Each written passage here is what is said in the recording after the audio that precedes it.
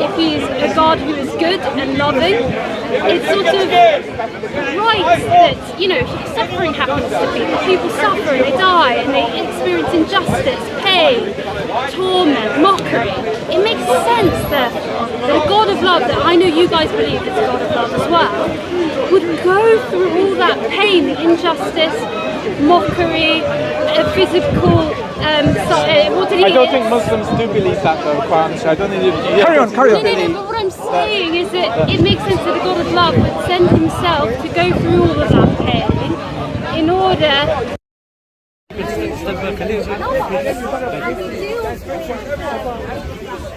Perfectly, Jesus was the high priest. He went through all the suffering and remained righteous and never sinned against God.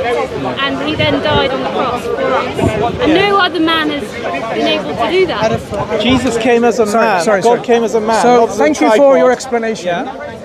Not as a tripod, because a tripod cannot represent and suffer for us. Okay? Can you let a woman speak? She has intelligence too, perhaps more than yourself. Yeah. I was waiting until she finished. Right. Notice, Mansur. So as I said, hear my words clearly. Maybe she's more intelligent than both of us. So to take some lesson from there. I'm going to wobble with my No. So what I'm saying is, do not undermine a woman, right? I'm not trying to undermine her. As you've just done. Anyway, so thank you for the explanation. You see, I still find that the question I'm asking is this. God is all-knowledgeable. When he incarnates into a human body, that human body that compromises the human person is not all-knowledgeable, because humans, by definition, is not an all-knowledgeable person or a being.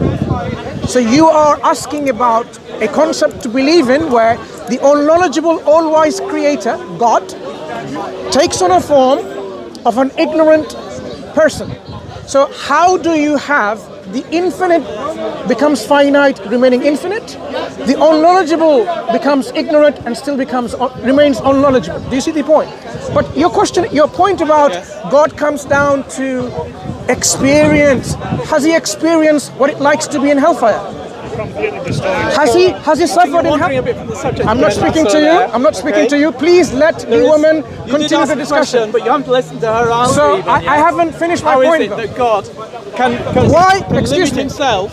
Is it okay if I carry on talking to you? Thank you. So the point I was asking is this. A certain place in time, you believe the Creator is all-knowledgeable, right? Do you believe that? Yes. Right. Omniscient, yes. All-knowledgeable being is someone who knows the past, present, and the future? Yes. Right. And he was So when he incarnated into a human flesh, in your belief in Christianity, the incarnated body, that person, the human, Jesus, does that person know the future?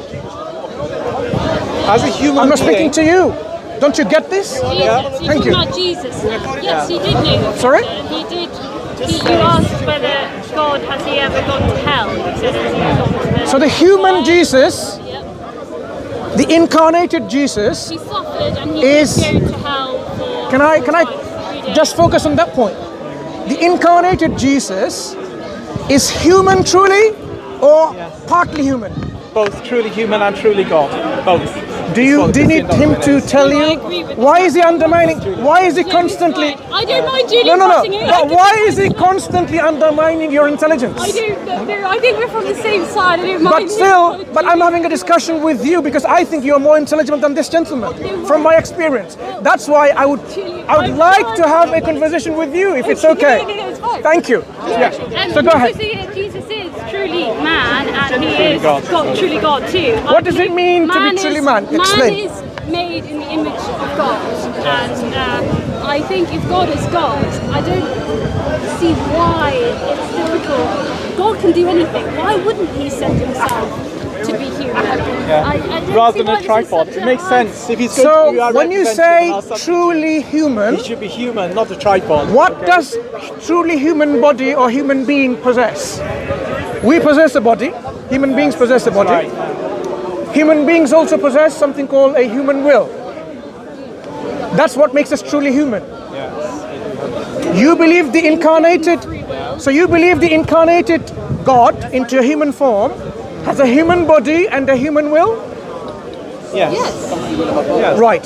So now truly God, let's try to man. understand this a bit further, because now you'll realize that Jesus is, as a human body, human person, he has a human will.